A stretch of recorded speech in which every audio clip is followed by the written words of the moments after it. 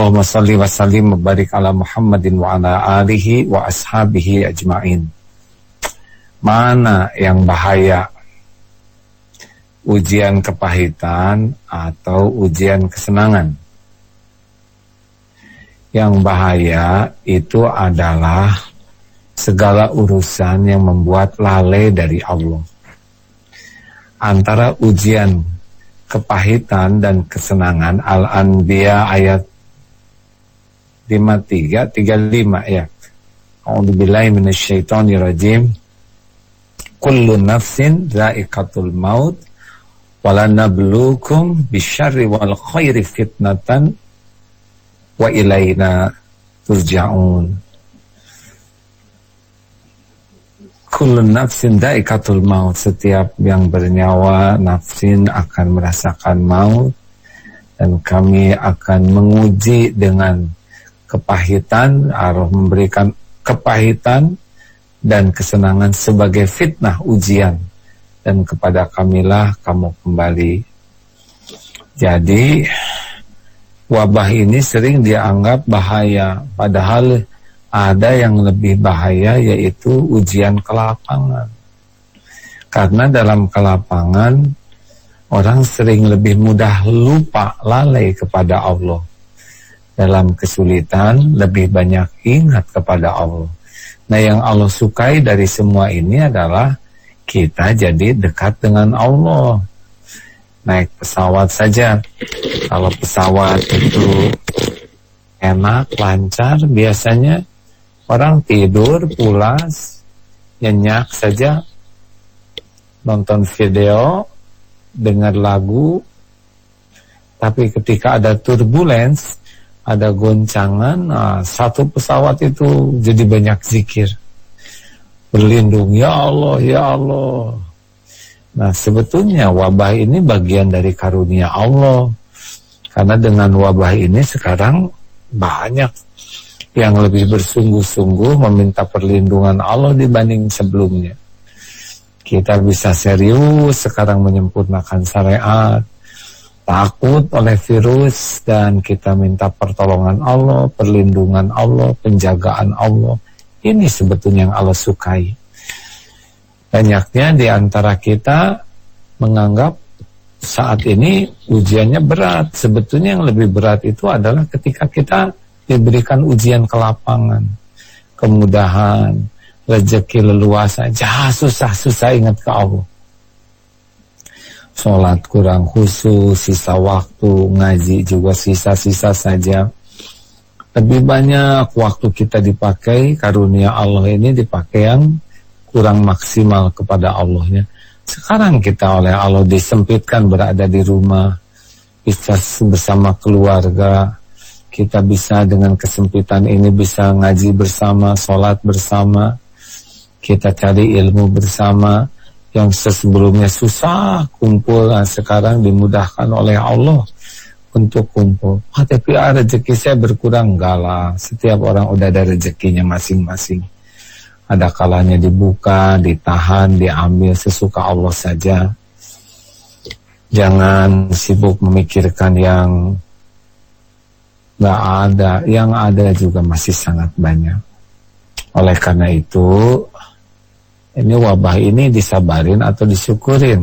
Nah, karena hidup ini ujian itu ada yang lulus dan ada yang tidak lulus. Yang lulus itu adalah yang benar menyikapi. Jadi kalau orang gagal itu bukan karena soal, orang gagal itu karena salah jawabannya sehingga dia tidak lulus. Nah, jawaban apa sih yang paling Allah inginkan? Kalau diberi nikmat, dia bersyukur. Kan dalilnya begini, ajaban di amril mu'min inna amrohu kullahu khair. Sungguh menakjubkan, mengagumkan urusan orang yang beriman, semua urusannya baik. Walaisa dzalik li ahadin illa lil mu'min, dan tidak ada yang demikian kecuali mukmin. Inna asabathu syarra'u syakar. Dia diberikan karunia, dia menjawabnya dengan syukur, fakana khairullah, maka itu baik baginya. Wa idza asabathu darra'u sabat, dan ketika ditimpa oleh Allah kemudaratan dia sabar. maka itu pun fakana khairullah, itu pun baik baginya. Maka sebetulnya dalam situasi seperti ini yang harus kita waspadai adalah kurangnya syukur dan kurangnya sabar. Jadi yang berbahaya bagi kita itu sebetulnya bukan virusnya.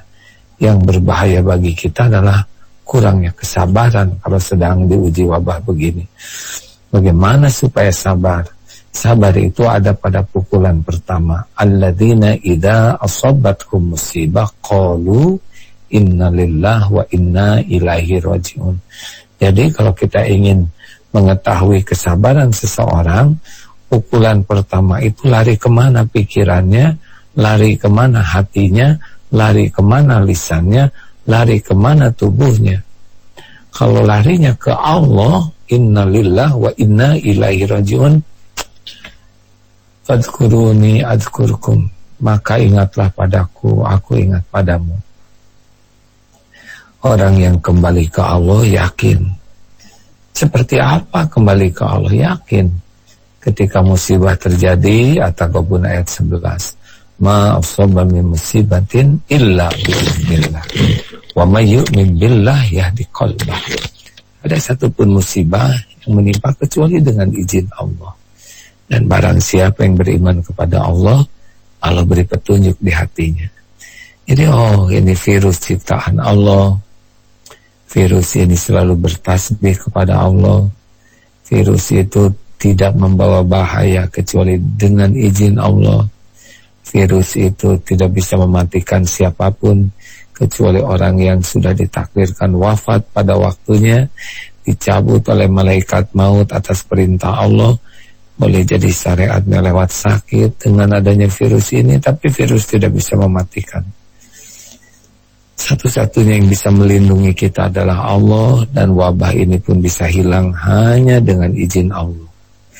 Allah saja terus. Jadi setiap mendengar apa-apa, Allah, Allah, Allah.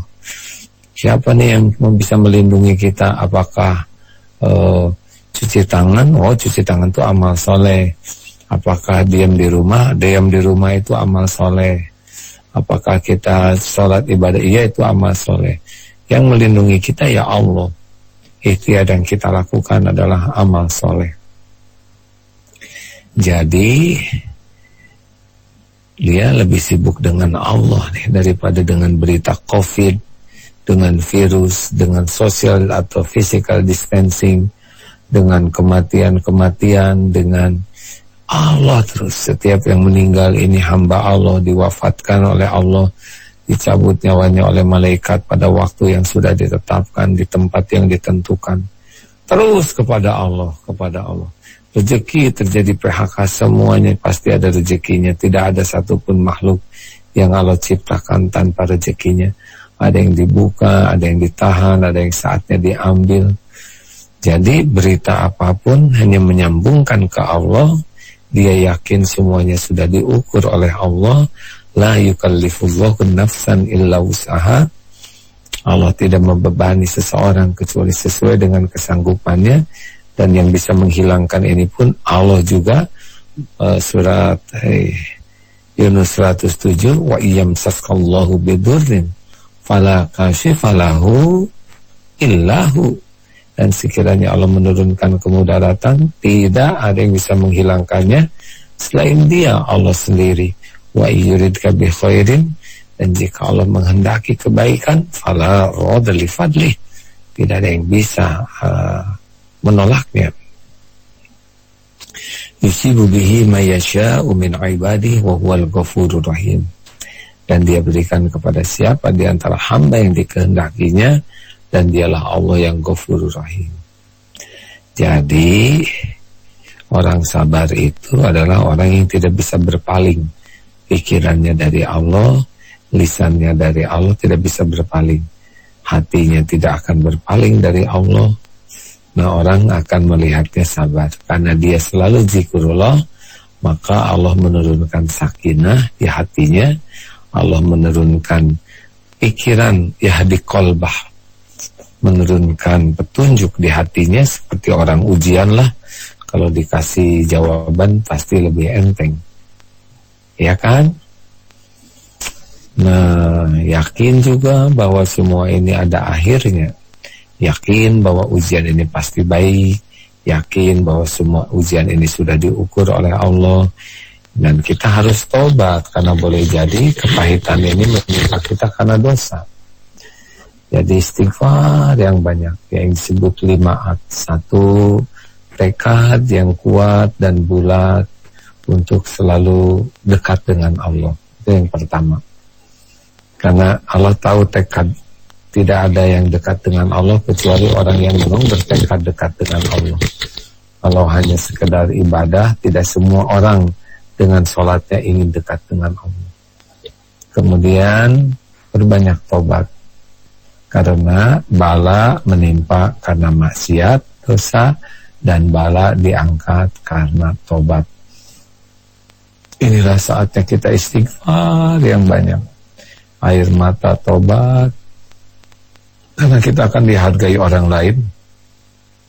Karena Allah menutupi aib kita, Allah sedang menutupi dosa dan maksiat kita, dan semua itu jadi ancaman bagi kita. Dibanding virus yang mengancam kita, ya pasti dosa kita.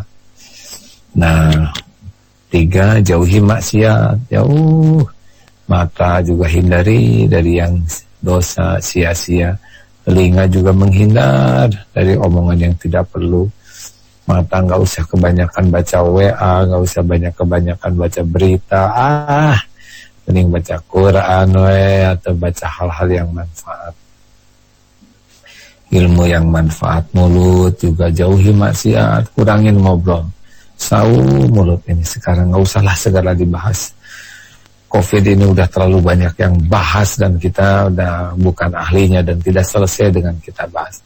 Sesekali boleh, tapi mendingan wirid, istighfar, sholawat, tilawah Quran, murojaah, tadarus, itu aja lah.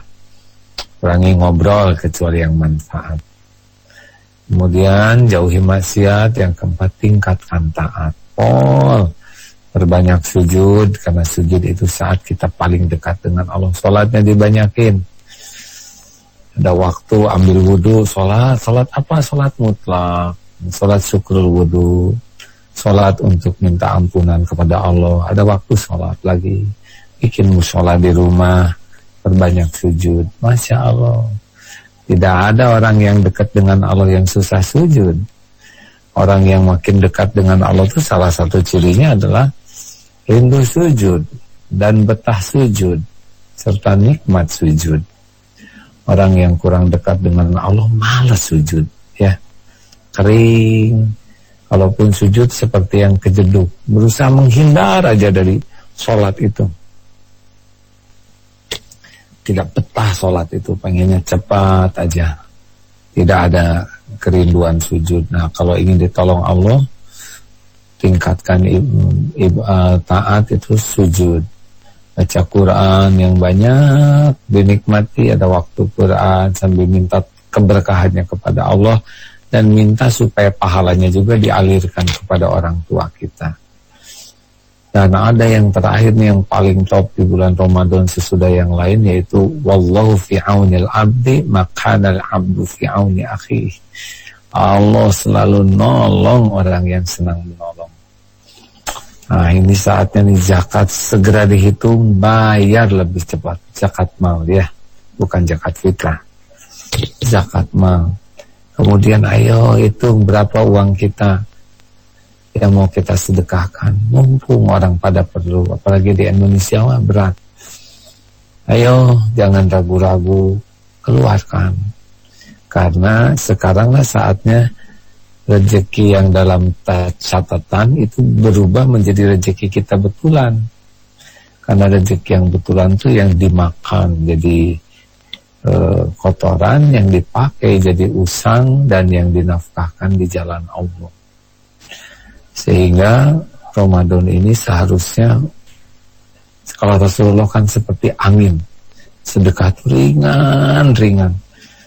Diidentifikasi saudara-saudara di Indonesia yang fakir, yang susah, ya, tetangga-tetangga di kampung kita yang dalam kesulitan, dilacak informasinya, kirim. beras, sembako, sebulan, 2 bulan, 3 bulan, tiap bulan, gak akan berkurang harta. Justru kita bahagia daripada cuman ada tabungan, catatan, lihat tidak, make tidak, megang tidak, hanya catatan jarang dilihat, dan kita mati juga kita tidak bisa membawanya. Tapi kalau kita sekarang sedekah, terutama sembako dan perlengkapan berbuat baik, wah inilah. Begitulah 5 saudara-saudaraku sekalian. Tekad kuat, bulat untuk selalu menjadi hamba yang disayang Allah. Kemudian perbanyak tobat. Yang kedua, terus istighfar yang banyak. Rasulullah saja tanpa dosa 100 kali. Masa kita yang berlumur aib dan dosa ini sedikit sekali. Orang yang tidak tobat itulah manusia zalim. Wa man lam yatub fa ulaika humuz zalimun. Surat Al-Hujurat ayat 11. Dan yang ketiga, jauhi maksiat. Yang keempat, tingkatkan taat. Dan yang kelima, tebar manfaat.